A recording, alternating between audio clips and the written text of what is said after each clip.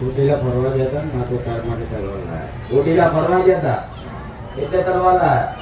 ભલે રામ.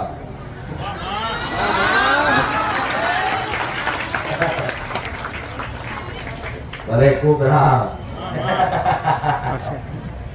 જો પાછી તલવારે જેવી તેવી નહીં લે. જો જો ધાર વાળી છો અમુક બી રાખે છો મને આવડે હું રજવાડી મેળવીશ. સોલંકી પેઢીના વડવાઓના બધા ખેલ શીખવાડેલી માતા.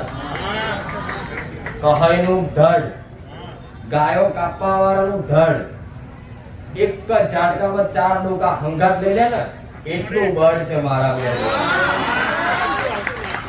આપણો વપરાવું એમાં કહાયો હતું.